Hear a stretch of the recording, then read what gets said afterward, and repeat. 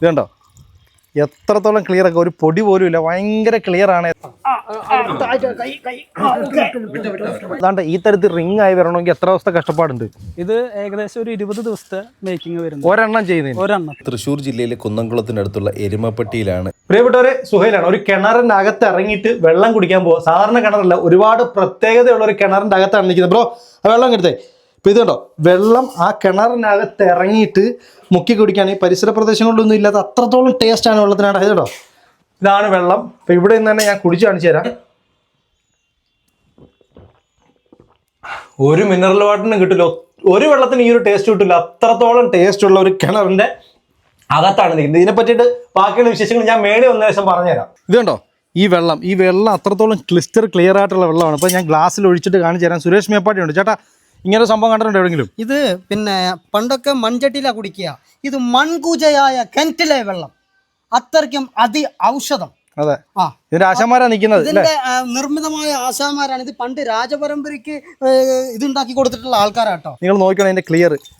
ഇത് കണ്ടോ, 35 വർഷത്തോളം 35 വർഷമായി. ഇപ്പോഴത്തെ ഇതെല്ലാം ചെയ്യുന്നത് സന്തോഷമായിട്ടാണ്. അപ്പോൾ ഇവരിൽ തുടങ്ങിയതാണ്. ഇവരൊക്കെ ഇപ്പോഴും ഈ വർക്കിൽ തന്നെ നിൽക്കുക അല്ലേ?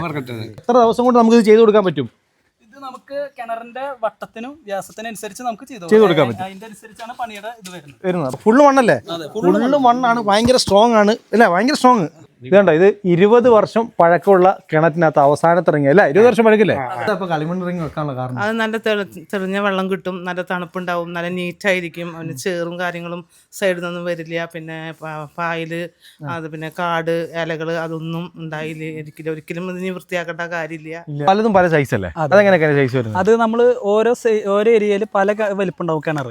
അപ്പൊ നമ്മള് വലിപ്പത്തിനനുസരിച്ചാണ് നമ്മൾ കിണർ പോയി നോക്കി, ആ സ്പേസിൽ പോയി നോക്കി എത്രയാണോ കിണറിന് സൂട്ടബിൾ ആവുന്ന റിങ് വരുന്നത് അത് നമ്മൾ ഇവിടുന്ന് അവിടെ പോയിട്ട് അളവെടുത്ത് വന്നിട്ടാണ് നമ്മൾ ഇത് കൊണ്ടുപോവുക. ഇത് എല്ലാ മണ്ണുകളും കൂടെ മിക്സ് ചെയ്ത് അവസാനം താണ്ട ഈ ഒരു പരുവത്തിൽ ഇത് ക്ലേണ്ട ഈ ഒരു മണ്ണിൽ നിന്നാണ് ഈ കാണുന്ന മനോഹര ശില്പങ്ങളും അതുപോലെയാണ് റിങ്ങുകളും എല്ലാം ഉണ്ടാക്കുന്നത്. ഇപ്പൊ ചൂള താണ്ട ഇവിടാണ് ഇതിന്റെ മേക്കിംഗ് എടുക്കുന്നത്. കേരളത്തിലല്ല, കേരളത്തിന് പുറത്തും ചെയ്ത് കൊടുക്കും. നമ്പർ നമുക്ക് അതിനകത്ത് കൊടുക്കാമല്ലോ. ഇപ്പൊ നമ്പർ ഞാൻ വീഡിയോയിൽ കൊടുത്തേക്കാം. പഴയ കിണറായാലും പുതിയ കിണർ കെട്ടുകയാണെങ്കിൽ ഈ സാധനം വെച്ചാൽ മതി. നിങ്ങളുടെ കിണർ അടിപൊളിയായിരിക്കും, നല്ല വെള്ളം കുടിക്കാൻ.